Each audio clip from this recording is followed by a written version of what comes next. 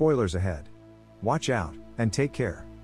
The movie begins in war-torn Shanghai, in 1937. The National Revolutionary Army arrives to find chaos. Chinese soldiers, searching for their unit in Dachang, discover Japanese troops burning their fallen comrades. A scout sighting leads to a fierce battle. Amidst this, Duan Wu and his uncle shelter young Xiao Hubei from the Japanese, in an old building. As the Japanese invade North China, negotiations falter, and the Chinese army retreats westward, leaving Shanghai and Beijing to fall. In the city, soldiers and deserters face a dire situation. The NRA remnants seek refuge in the Sihang warehouse, while deserters refuse to aid them.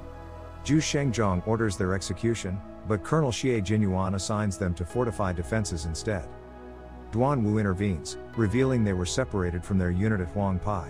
Outside, refugees flock to the warehouse, seeking safety near the British concession at Suzhou Creek. Meanwhile, Duan Wu's uncle tries to join them, but is turned away for still wearing his military uniform. He argues that he's just a farmer, attempting to sneak in but getting caught. Inside, soldiers listen to Eva, a singer across the creek, providing a brief respite from the turmoil. On the rooftop, Colonel Xie Jinyuan welcomes Hubei and his brother, Duan Wu, as soldiers. Their comrade, Xiao Kuai-yue, warmly greets Hubei. Below the warehouse, deserters find a way to the stables through a hole in the wall. They discover a startled white horse, and inadvertently set it loose, causing chaos, until Xiao Kuai-yue calms it with a whistle. Across town at the British concession, streets swarm with refugees. Professor Zhang navigates through them, to reach a restaurant offering food. A military jeep arrives, led by Yang Haiman, announcing free supplies, prompting a desperate rush among the refugees. Meanwhile, war rages near the creek. Professor Zhang hears cheers from a building captured by the Japanese. Through a telescope, he spots Japanese soldiers advancing, leading many to believe the Chinese have surrendered. Unexpectedly, Chinese soldiers open fire, scattering Japanese troops. Some deserters hide in fear as the Japanese press forward. Unaware of the trap, Japanese soldiers storm the warehouse, and are swiftly ambushed by Chinese forces inside. A fierce battle ensues, ending with Chinese soldiers overcoming the invaders. Zhu Shengzhong orders the deserters to dispose of the Japanese bodies, eliminate any survivors, and seize their equipment. Elsewhere, Mr. Fang delivers intelligence about the NRA to Colonel Konoe Isao of the Imperial Japanese Army, who prepares his troops for the next confrontation. Back at the warehouse, Chinese soldiers grimly clean up the aftermath of the battle. Across from them, Japanese soldiers in a nearby building demand their surrender, demonstrating their ruthlessness, mutilating captured soldiers. Among those captured is Duan Wu and Hubei's uncle, who urges Duan Wu to protect Hubei, survive, and bring him home. Frustrated with the deserters' constant fear and evasion, Zhu Shengzhong coerces them to execute the captured Japanese soldiers. He singles out old Abacus, forcing him to decide between the Japanese soldiers' lives and his own. Under threat, old Abacus reluctantly fires at one of the captives. The pressure shifts to another deserter, Tai, who misses his target.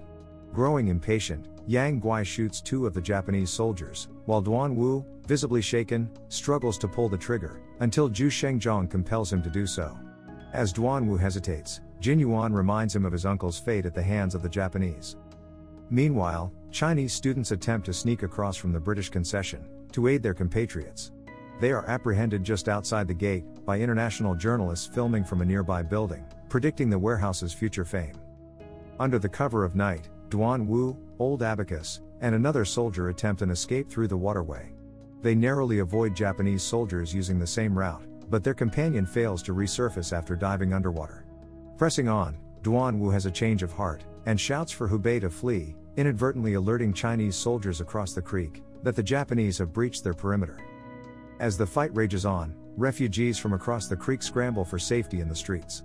They gather to watch and cheer, as Chinese soldiers eject Japanese troops from the building. Meanwhile, Duan Wu and old Abacus persist in their journey across the creek. When the refugees hail them as heroes, Duan Wu suddenly desires recognition, and swims back.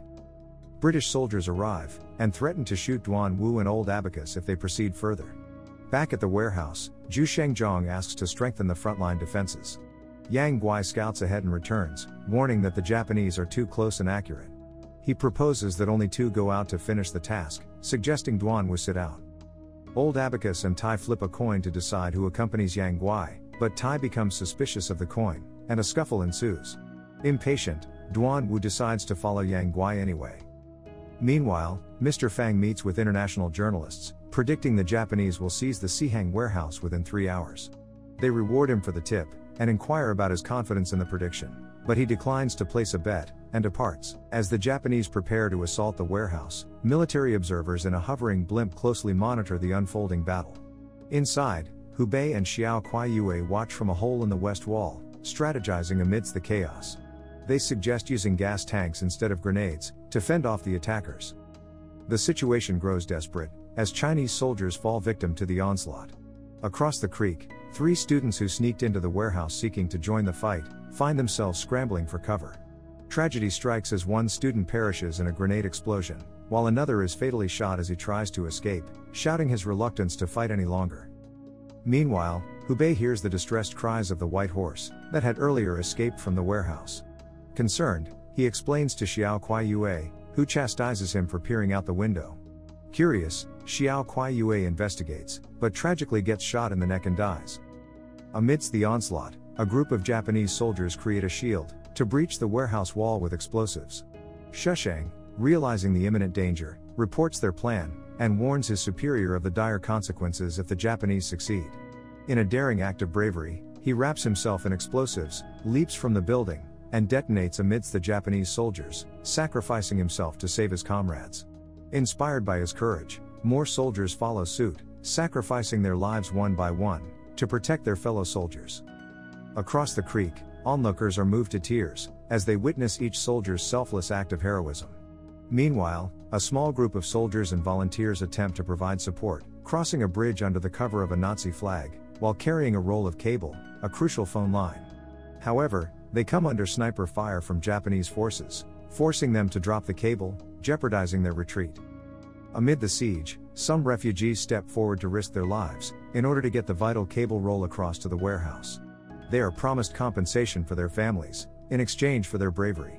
Dozy, a casino staff member, volunteers, despite the hail of gunfire. Against the soldiers' orders to stay hidden, Dozy stands tall, and successfully throws the cable roll to the soldiers inside, but tragically, he is shot in the head by a sniper. Inside, a volunteer and journalist, Xingwen, documents the soldiers' resilience, acknowledging their steadfast defense of the warehouse for 3 days. Curious about their numbers, she questions Colonel Xie Jinyuan, prompting Hubei to answer 420, only to be corrected by the colonel, who states there are actually 800 men. Meanwhile, tensions rise within the warehouse, as old Abacus contemplates escape. Duan Wu intervenes, threatening him, but old Abacus pleads for mercy, citing his inability to shoot, due to his injured hand, and his desire to start a family. To uplift morale, a donation drive is initiated, with people scrambling to contribute food, money, and even jewelry. Sister Rong donates a flag, which Hyman personally swims across the river to deliver. In the process, Duan Wu assists her into the warehouse, narrowly avoiding a bullet that grazes his neck, leaving him shaken. Colonel Xie Jinyuan delivers a crucial announcement under Generalissimo's orders: they must hold out for another 2 days at all costs. He credits Hyman for her bravery, and instructs the soldiers to stand at attention, as the flag is raised. However, he warns that raising the flag will provoke the Japanese, inviting a fiercer assault. Despite the risks, the Chinese soldiers collectively decide to raise the flag, as a defiant gesture of their resolve to continue fighting. Colonel Xie Jinyuan offers them the opportunity to pen final messages to their families, to be delivered back to the concession by Hyman. Zhu Shengzhong selects Yang Guai to lead the deserters in raising the flag, a responsibility he reluctantly accepts. In the early morning light, a fierce battle, only 345 soldiers remain at the warehouse. Colonel Xie Jinyuan solemnly oversees the raising of the flag, delivering a stirring speech, as observers from across the creek witness the defiant act.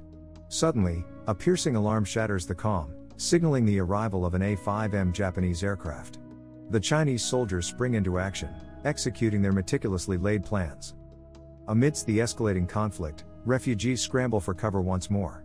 The soldiers, their resolve unyielding, fight desperately to keep the flag aloft. Yang Guai rushes to the flag's defense when it teeters, aided by Zhu Shengzhong. Duan Wu, a sharpshooter, narrowly misses the pilot, as the aircraft veers away, but not before sustaining a fatal injury himself.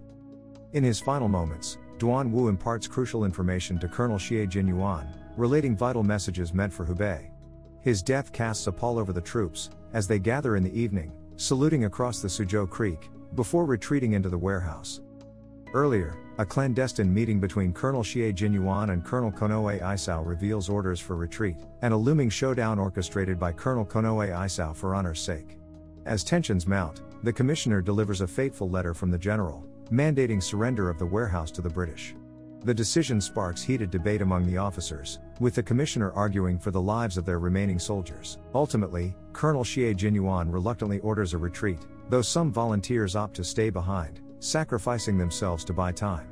At midnight, the soldiers organize into groups, and prepare to cross the bridge, their hearts heavy with the impending peril. A poignant moment ensues. Soldiers salute a young girl, who reciprocates the gesture from across the creek. As they open the warehouse gate, Hubei follows, poised for escape. Yet, a flare in the night sky signals the Japanese readiness, and the crossing becomes a harrowing ordeal. Witnessing the carnage, Professor Zhang, driven by fury, retrieves a shotgun to provide cover. Another flare illuminates the tragic scene, as Colonel Xie Jinyuan, powerless to save all, watches from the bridge, before meeting his own fate in the crossfire. Refugees, faces pressed against barricades, bear witness to the soldiers' sacrifice, in a chilling tableau of bravery and loss. The end. Thank you for watching. Subscribe if you'd like to see more videos like this. Turn on the notifications, and leave a like to help the channel out.